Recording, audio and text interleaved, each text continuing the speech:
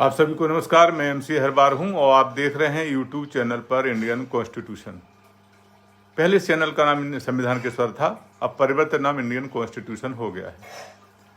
आज हम आर्टिकल 32(4) के बारे में समझेंगे।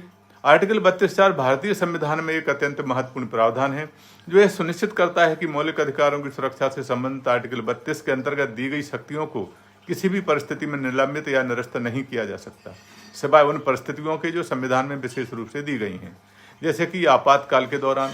इसका महत्व इस बात में निहित है कि यह नागरिकों के मौलिक अधिकारों की सुरक्षा को किसी भी सरकारी कार्रवाई से प्रभावित होने से बचाता है।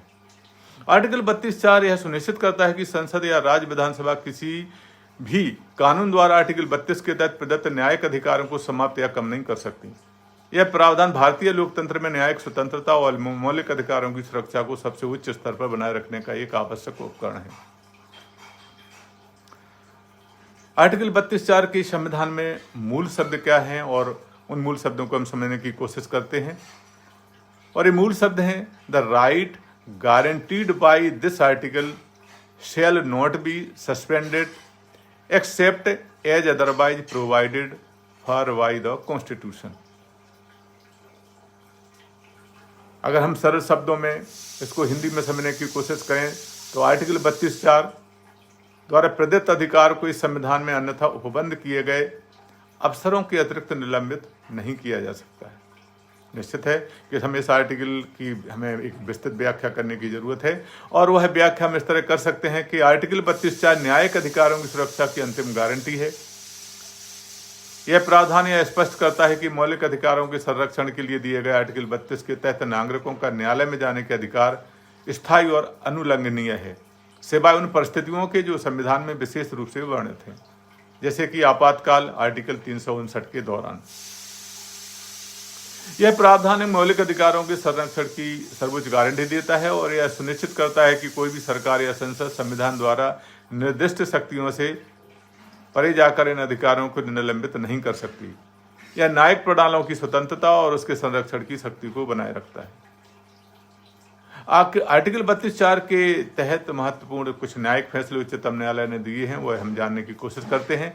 और यह प्रकरण है ADM जबलपुर बनाम शिवकांत शुक्ला। यह प्रकरण 1976 का है। आपातकाल के दौरान यह मामला आया था, जिसमें यह सवाल उठाया गया था कि क्या आपातकाल के दौरान नागरिकों के मौलिक अधिकारों से वंचित किया जा सकता है। सुप्रीम कोर्ट ने इस फैसले में कहा कि आपातकाल के दौरान आर्टिकल 32 के तहत न्यायिक हस्तक्षेप को निलंबित किया जा सकता है। हालांकि बाद में इस फैसले की काफी आलोचना हुई और इसे गलत माना गया, और इस मामले को किशोर जनता बनाम भारत संघ 1978 में संशोधित कर दिया गया। एक अन्य फैसला केशवानंद भारती बनाम केरल राज्य 1973 का फैसला है। इस मामले में सुप्रीम कोर्ट ने भारतीय संविधान की मूल संरचना का सिद्धांत स्थापित किया। इस फैसले ने स्पष्ट किया कि आर्टिकल 32 के तहत मौलिक अधिकारों की रक्षा न्यायालय के नियंत्रण में रहेगी और सरकार इसे निलंबित या निरस्त नहीं कर सकती, सिवाय उन स्थितियों के जो संविधान में दी गई हैं।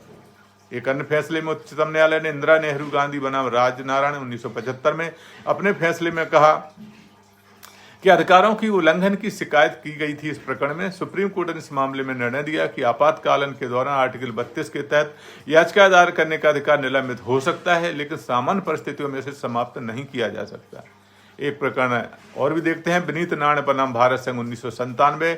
इस प्रकरण में भ्रष्टाचार के खिलाफ याचिका दायर की गई थी। कोर्ट ने आर्टिकल 32 के तहत नागरिकों के मौलिक अधिकारों की सुरक्षा सुनिश्चित की और कहा कि मौलिक अधिकारों की रक्षा के लिए न्यायपालिका को सशक्त बनाना संविधान का एक प्रमुख उद्देश्य है।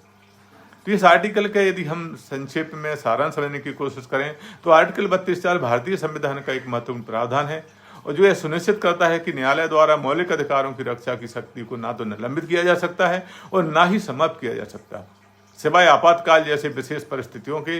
यह आर्टिकल नागरिकों के न्यायिक संरक्षण का सबसे महत्वपूर्ण उपकरण है और यह मौलिक अधिकारों की रक्षा का सर्वोच्च प्राथमिकता देता है। यह प्रावधान भारतीय न्यायिक प्रणाली में स्वतंत्रता और निष्पक्षता को बनाए रखने का एक सशक्त माध्यम है। तो साथियों, यह थी आर्टिकल 32(4) की जानकारी। यह आपको कैसे लगी? इस आर्टिकल को सब्सक्राइब करें ताकि आपको और भी इस तरह के आने वाले वीडियो मिल सकें। इसको शेयर करें और लोगों को भी जानकार बनाएं। कमेंट करें और हमें बताएं कि इस आर्टिकल के बारे में आपकी क्या राय है। जल्दी हम अन्य आर्टिकल के साथ आपके समक्ष पुनः उपस्थित होंगे। तब तक के लिए नमस्कार।